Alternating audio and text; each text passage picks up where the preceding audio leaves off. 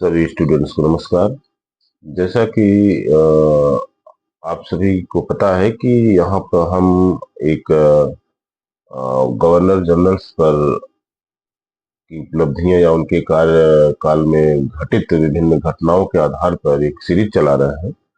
इस सीरीज के अंतर्गत आज हमारे गवर्नर जनरल है सबसे पहले लॉर्ड कैनिंग। लॉर्ड कैनिंग का कार्यकाल 1856 से 1862 ईस्वी तक था। क्या था? 1856 से 1862 ईस्वी तक। लॉर्ड कैनिंग को हम भारत का अंतिम गवर्नर जनरल भारत का अंतिम गवर्नर जनरल कह सकते हैं, क्योंकि इन्हीं के कार्यकाल से चूंकि इन्हीं के कार्यकाल में विद्रोह होता है और विद्रोह के बाद जो ब्रिटिश सरकार ने ब्रिटिश भारत का शासन सीधे क्राउन के हाथ में ले लेती है। और जब सीधे क्राउन के हाथ में ले लेती है तो उसी कारण से लॉर्ड कैनिंग को सबसे पहले वायसराय बनाया जाता है। तो इसलिए हम ये कह सकते हैं कि लॉर्ड कैनिंग अंतिम गवर्नर जनरल एवं भारत के प्रथम वायसराय थे। ठीक है। ये अब थोड़ा सा हम ये जान लेते हैं कि गवर्नर जनरल और वायसराय इनमें मुख्य अंतर क्या है। गवर्नर जनरल ब्रिटिश सेना के लिए कमांडर इन चीफ होने का पद भी रखते थे। और वायसराय क्या होते थे? वायसराय वह व्यक्ति ये जो है राजनीतिक रूप से क्राउन की सेवा और प्रतिनिधित्व करते थे। वायसराय वह व्यक्ति होते थे जो राजनीतिक रूप से क्राउन की सेवा और प्रतिनिधित्व करते थे। ठीक।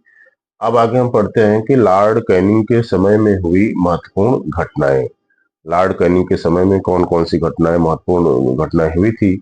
तो सबसे पहली बात, सबसे महत्वपूर्ण घटना है वह 1857 का विद्रोह कैनिंग के समय में ही हुआ था।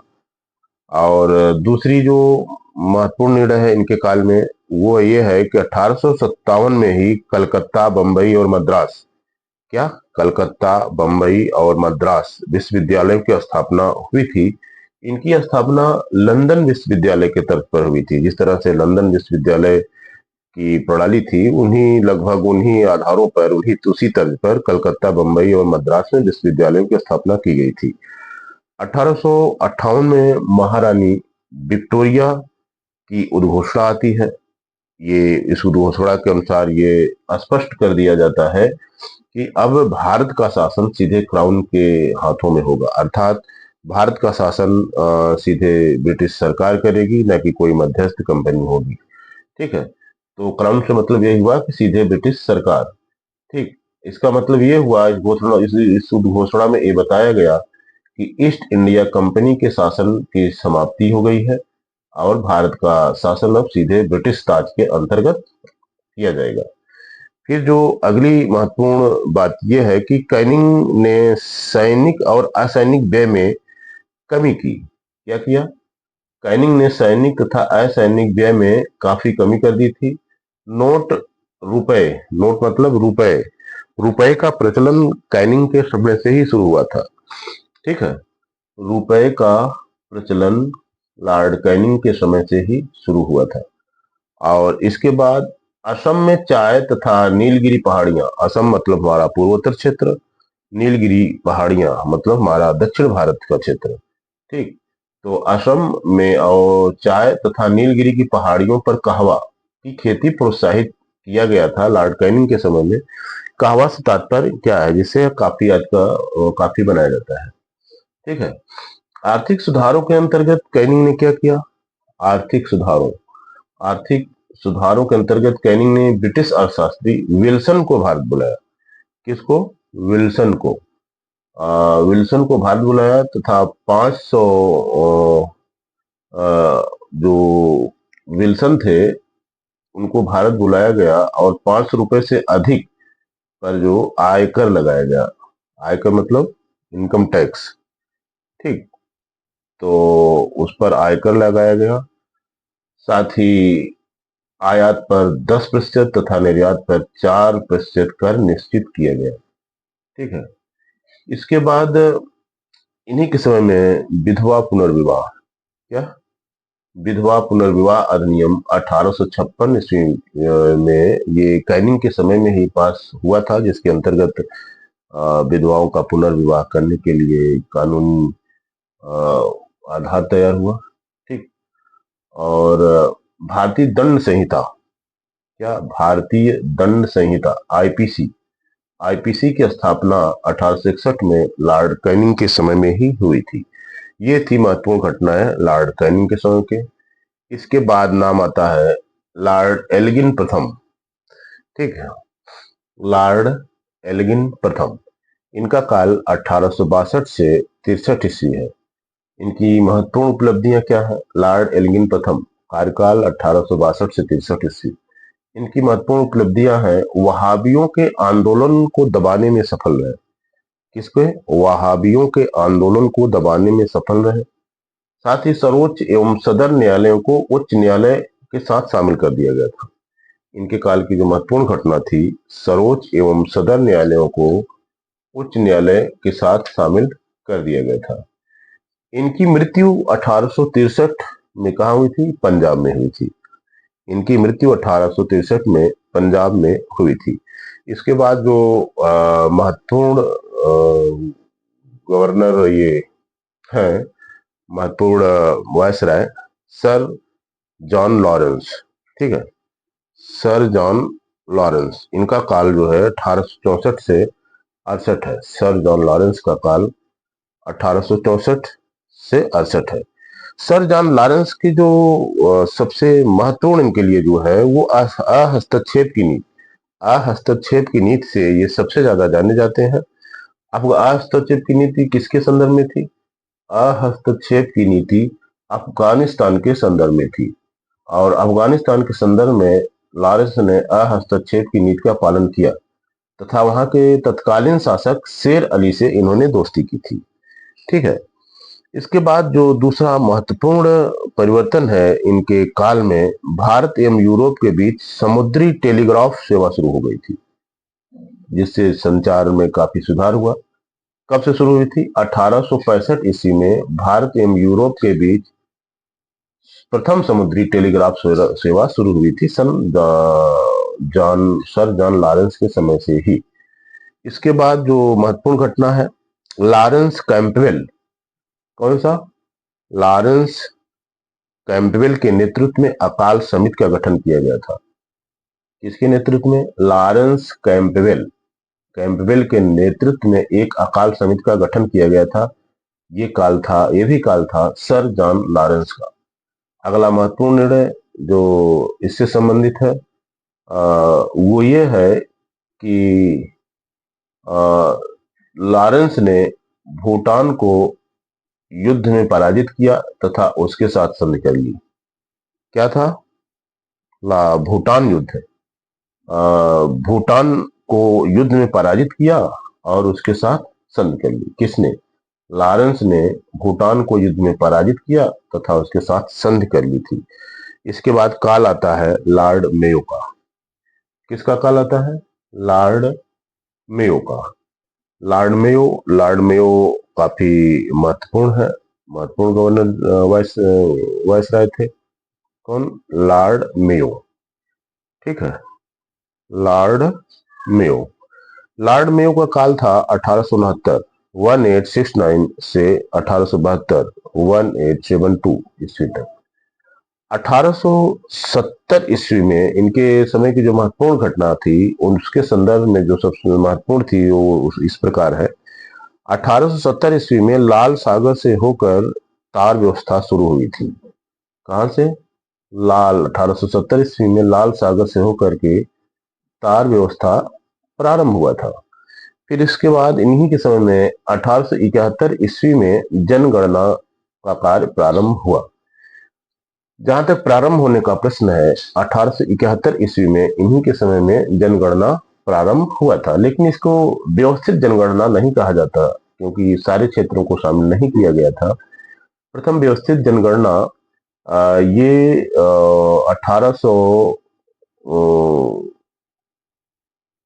1871 इसके बाद व्यवस्थित जनगणना होती है।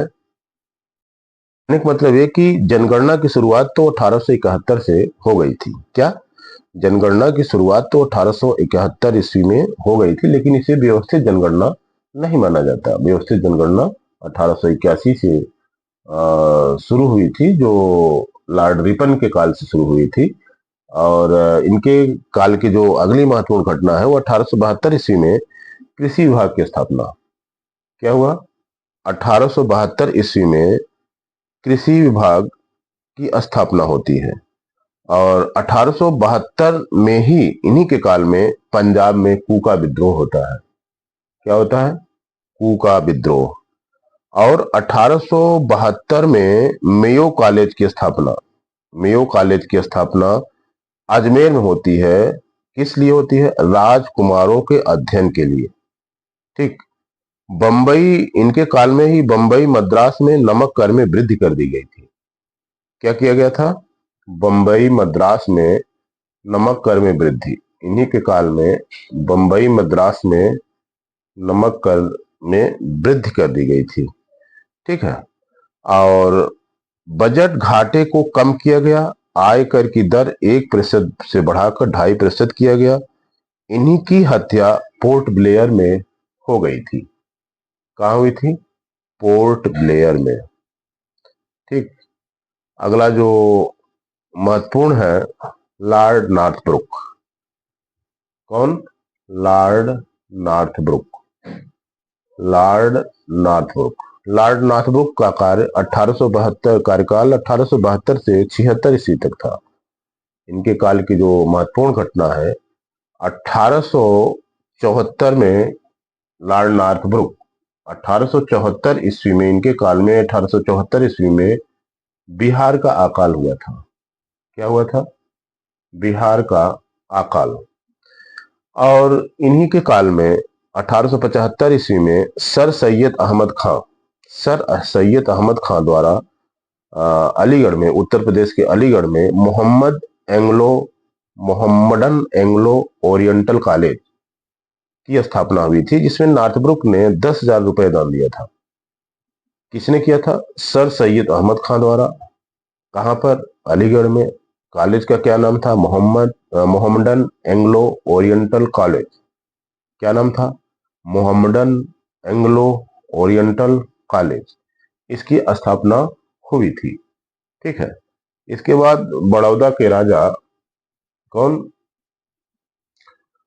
लॉर्ड नॉर्थब्रुक के समय में ही बड़ौदा के राजा मल्हार राव गायकवाड़। कौन?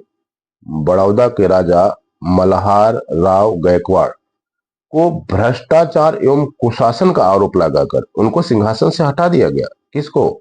बड़ौदा के राजा मल्हार राव गायकवाड़ को सत्ता से हटा दिया गया, सिंहासन से हटा दिया गया। और आधार क्या था कि भ्रष्टाचार एवं कुशासन।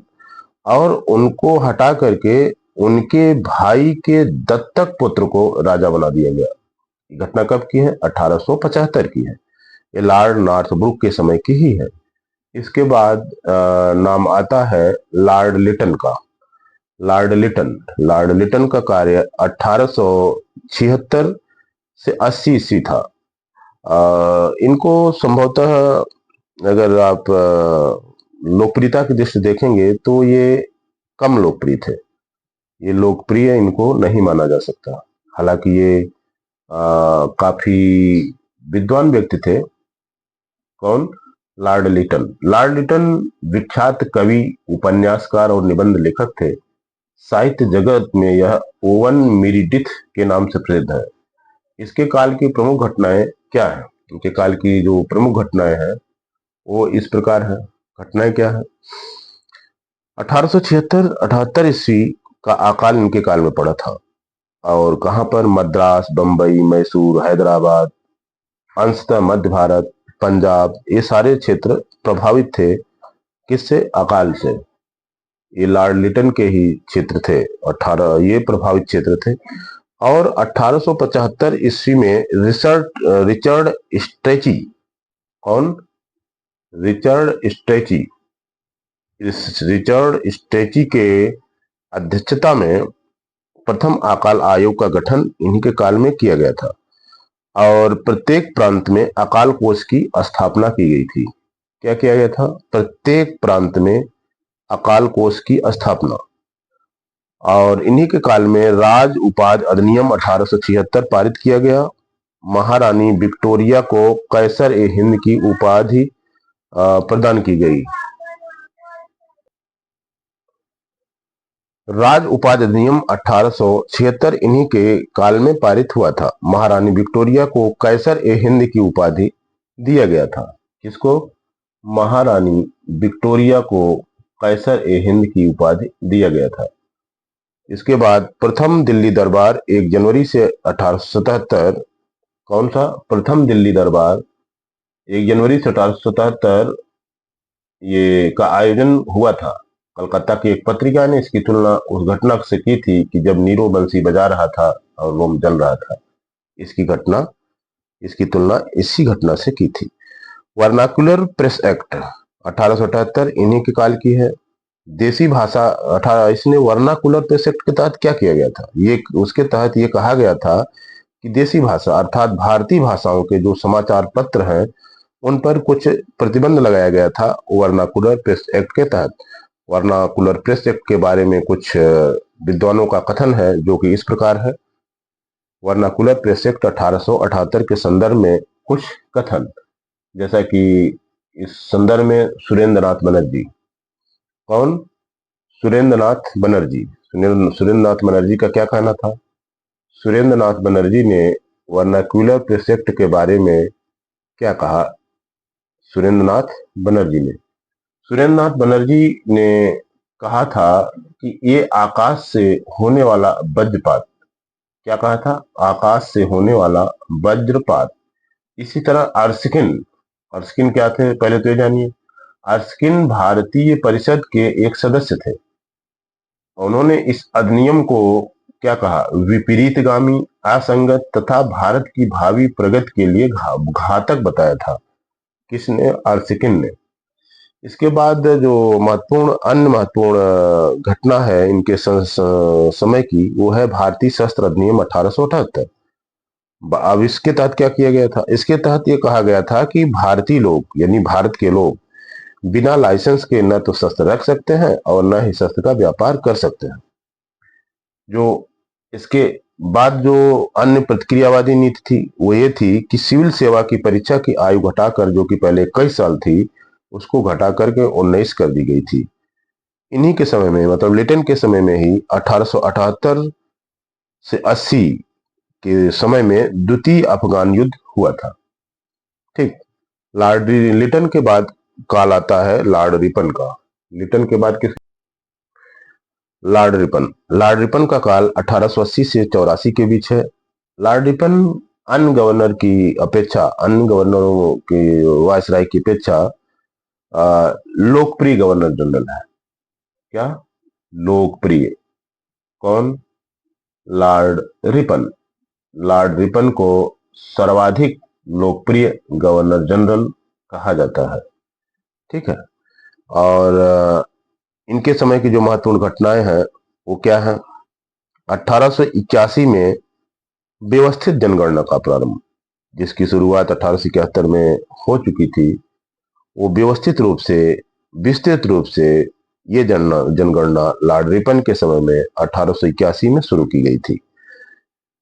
लॉर्ड रिपन के समय में स्थानीय स्वायत्त शासन का जन्म हुआ। क्या हुआ? रिपन का काल में ही स्थानीय स्वायत्त शासन के जन्म का काल इन्हीं के समय को माना जाता है। और 1881 में प्रथम फैक्ट्री अधिनियम इन्हीं के समय में पारित हुआ।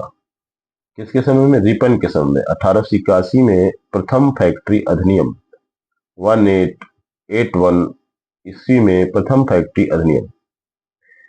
रिपन ने नमक कर को भी कम कर दिया था। ठीक। 1800 रिपन ने क्या किया था? नमक कर को भी रिपन ने कम कर दिया था। ठीक है। रिपन ने नमक कर को भी कम कर दिया। और इसके बाद रिपन के समय की जो और महत्वपूर्ण घटना है, 1882 में हंटर कमीशन का गठन किया गया। जो हंटर कमीशन किससे संबंधित था? 1882 में हंटर कमीशन का गठन किया गया जो प्राथमिक शिक्षा से संबंधित था। ठीक, हंटर कमीशन का गठन किया गया जो प्राथमिक शिक्षा से संबंधित था। ठीक है। लॉर्ड रिपन के ही कालकाल में वर्नाक्यूलर प्रेसेप्ट को समाप्त किया गया था। किसको? वर्नाक्यूलर प्रेसेप्ट 1882 में। वर्नाक्यूलर प्रेसेप्ट कब का था? 1878 ईस्वी का था, लॉर्ड लिटन के समय का था। उसी वर्नाक्यूलर प्रेसेप्ट जो कि देसी भाषाओं को प्रतिबंधित करता था, उन पर तमाम बाउंडेशन लगाता था, उसी वर्नाक्यूलर प्रेसेप्ट को लॉर्ड रिपन के काल में 1882 में समाप्त कर दिया गया। ठीक है। फिर इसके बाद इल्बर्ट बिल विवाद रिपन के समय में ही हुआ था। इसी के चलते इन्होंने कालांतर में आगे चल के इस्तीफा दे दिया था, इसी विवाद के चलते। अब हम थोड़ा सा जान लेते हैं कि इल्बर्ट बिल विवाद क्या था। यह बिल 1883 में पेश किया गया था। कब पेश किया गया था? 1883 में। इसमें क्या था कि भारतीय न्यायाधीशों को यूरोपियों पर भी सुनवाई करने का अधिकार दिया गया था। ध्यान समझिए, पहले क्या था कि जो यूरोपीय लोग थे उन पर किसी मामले के, चाहे वो अपराधी ही हो, उन पर किसी मामले की सुनवाई यूरोपीय न्यायाधीश ही कर सकते थे, भारतीय नहीं कर सकते थे। इल्बर्ट बिल में ये कहा गया कि भारत न्यायाधीश होता है, अर्थात भारतीय न्यायाधीश भी न्यायाधीश है, तो अगर वो न्यायाधीश है तो किसी यूरोपीय पर भी किसी मामले की सुनवाई हो तो भारतीय न्यायाधीश कर सकता है। और इसी अवधारणा के तहत ये बिल लाया गया था। लेकिन यहाँ पर विवाद हो गया, यूरोपीय विवाद कर दिए, क्योंकि वो नस्ली पूर्वाग्रह से ग्रसित थे। इसी विवाद के तहत एक प्रकार से समझिए तो नस्ली पूर्वाग्रह का उजागर हो गया था, और इसी के चलते लॉर्ड रिपन ने इस्तीफा दे दिया था, मतलब त्याग पत्र दे दिया था। ठीक है। अकाल संहिता 1883 में, क्या? अकाल संहिता 1883 में बनी थी, वो रिपन के समय में ही बनी थी। और नगर पालिका के गठन का श्रेय किसको? नगर पालिका के गठन का श्रेय रिपन को ही जाता है। और रिपन ने मैसूर के राज्य को उसके पुराने शासक को वापस कर दिया था। किसको? मैसूर राज्य को उसके पुराने शासक को वापस कर दिया था रिपन ने ही।